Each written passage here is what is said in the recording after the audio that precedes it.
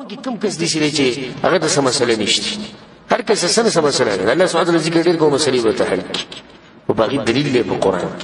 کله چې یونس علیه السلام د مې خېټه تله التسوي لا اله الا انت سبحانك اني كنت من الظالمين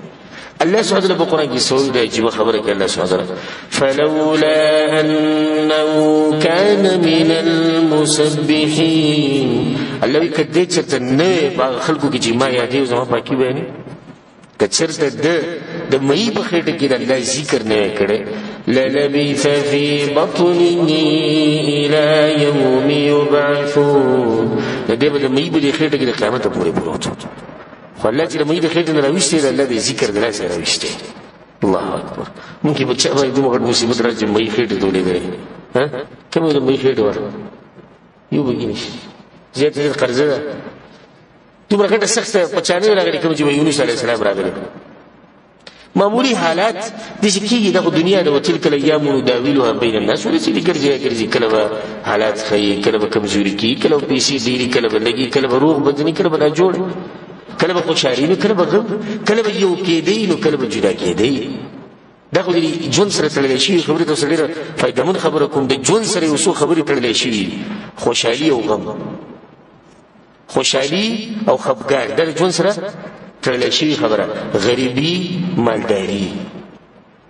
روح بدن او بیماری یو ځکه او بیلتون دا خبره د جون سره سړي تړلې شي خبره نه که حالات بل پرځ یو سورج له کمزوري شي نو وایي کوم څه کوم چې د څنګه دا عقیده خراب شي عقیده خرابه الله به دغه یقینو بس دغه یقینو دغه پور یقینو نه په دې ټیم کې ځان ته دارې دوی چې یونس علیه السلام هغه باندې سخت راغی دې سخت لا په مونږ کې بچانه راغلی او چې کو الله یاد کو الله سخت نه وشي تاسو الله یاد کړئ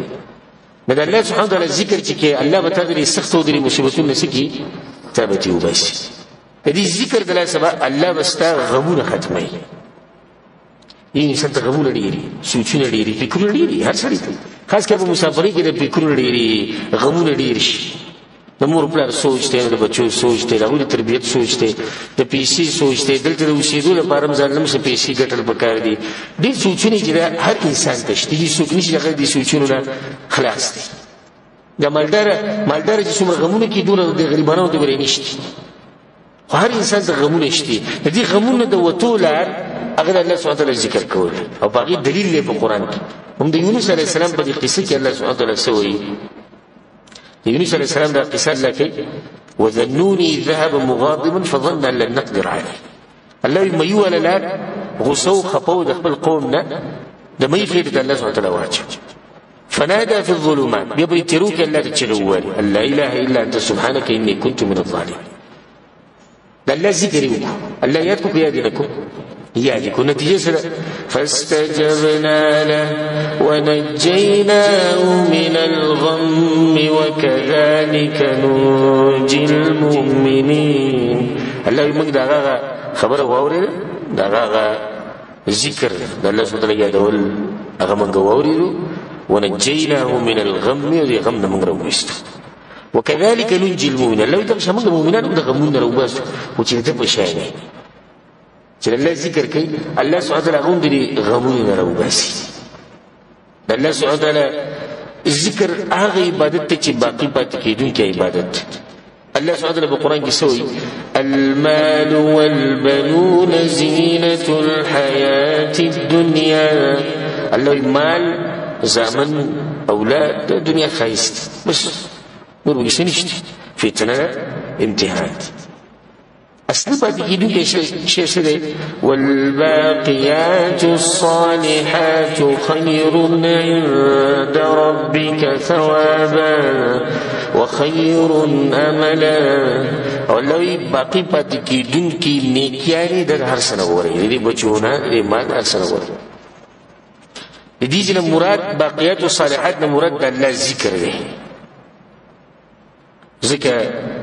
جمهور علماء دا چې باقیات الصالحات دا ذکر دی سبحان الله والحمد لله ولا اله الا الله والله اكبر ولا حول ولا قوه الا بالله العلي العظيم الله وی د الله یادول دا اوچت نعمت والباقيات الصالحات خير عند ربك ثوابا فدي باندې ګرګټ ثوابونه ملوي انسان ته دې ذکر دا الله سبحانه وتعالى وی الباقيات الصالحات الله بقرآن کې سوې په سورة الانفال کې واذكروا الله كثيرا لعلكم تفلحون او الله یادوي په ډیرو یادولو سره تاسو ته کامیابی ملو شي د دنیا او آخرت کامیابی دا بس کې ده